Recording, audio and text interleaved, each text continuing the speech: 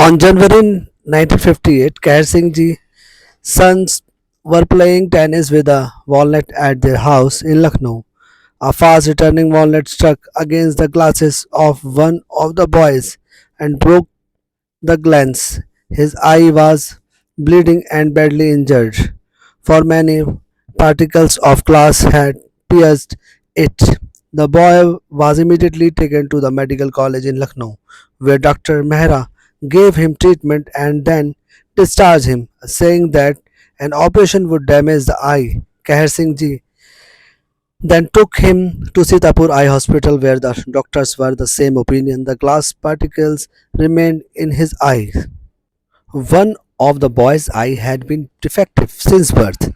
He could not move it from side to side and could not see any object clearly if it was more than 5 feet away. Because of this incident, the other eye also became useless.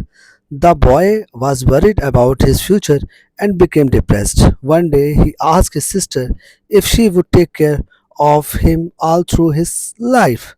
The conversation touched his father, who lay on his bed and wept throughout the night. He prayed to God, saying, "O God, this boy had not committed any sin. Why have you punished him for my sins?" By reading the Bible, he had gotten the impression that children bear the sins of their forefathers. At midnight, the phone rang. Kehar Singh did not want to take a call that late, but it was Baba calling from Mehrotra's house in Bareilly. Though Singh ji had not remembered Baba, Baba had heard him in his distress.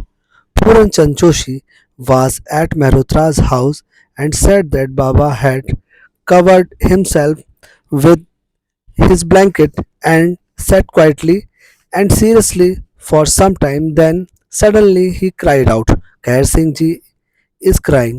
His son's eye damaged." He picked up the phone at once and said, "Kehar Singh, what are you doing?" Kehar Singh ji replied, "Nothing, Maharaj." Baba said, "You are telling lie. You are crying. Your son's eye had been damaged. Don't send him to Sitapur. Take him to Dr. Mohanlal's hospital at Aligarh."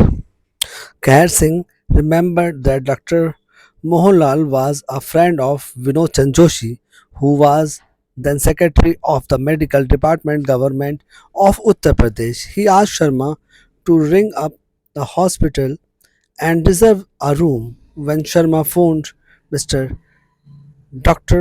Mohanlal said, "What sort of a man is this Kehar Singh?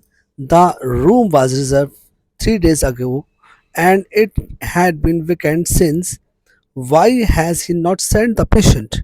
When Sharma told him that they had not yet tried to make a reservation, the doctor replied that a man had come in and reserved it on Kehar Singh's behalf. Kehar Singh ji believed that Baba himself did it. That same day, Kehar Singh sent his son, his wife, and his nephew to Aligarh on the night train. The doctor himself met them at the station. He called a meeting of 7 specialists and asked them to examine the boy and to submit their reports separately. 6 doctors were against an operation. Only Dr. Shukla endorsed surgery. Though he would not give assurance of any kind, Kehar Singh ji's wife was unable to give permission for the operation, so Dr. Mohanlal talked to Kehar Singh on the phone. The boy's eye was already damaged, so considering Baba's wish, he gave consent for the operation. Many glass particles were removed during the surgery, but over 20 particles remained, which could still be seen in his eye. The boy was discharged from the hospital and bandage was removed 8 or 10 days later in Lucknow because of the presence of the glass particles in his eye. The boy saw multiple images. He saw several light bulbs in the room and many moons in the sky. He was not able to recognize anyone, even from a distance of 3 feet, so he was very disturbed. Kehar Singh sent him to see Dr. Mehra of the medical college in Lucknow. The doctor said that the boy's condition was to be expected and that his problems would remain since no further treatment was possible. Later in February 1958, Baba called Kehar Singh from Kanpur and said came to Devkamta Dikshit's house and gave him the address. When Kehar Singh and his son arrived in Kanpur, they offered pranam at Baba's feet. Baba held his son's hand and pulled him near to him, pressing the palm of the boy's hand with his right finger. He said, I called Kehar Singh today only for you. A short while later, Baba sent them back home. 7 days after this meeting, the boy went to his father, happy and excited, and told him that he was able to see clearly. Without glasses, Kehar Singh asked him to read from a book, which he did. He could see clearly, even the scars from the operation were not visible. Baba had restored the appearance and vision of the eye to how it had been before the accident on the 2nd of January. Kehar Singh took his son back to Dr. Mehra from a checkup. When the doctor examined the eye, he was bewildered or senseless. He got all his students to examine it as well as told them the medical history. When he learned that it was all by the grace of an Indian saint, he took photograph of his eye with a view to publishing an article. Meanwhile, Dr. Mohanlal phoned Vinod Chandra Sharma to ask about the boy.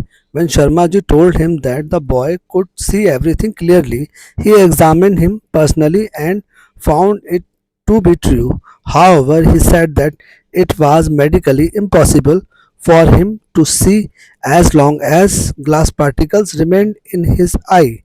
His recovery was purely Maharaji grace. The boy never had any further problem with his eye and later got his MA degree. One day in May 1958, when Kehar Singh was with Baba, Baba said to him that night you were asking why God was punishing the boy for his sins. You should never say so. God does not do this. Man himself suffers because of his own karmas. Ram Ram.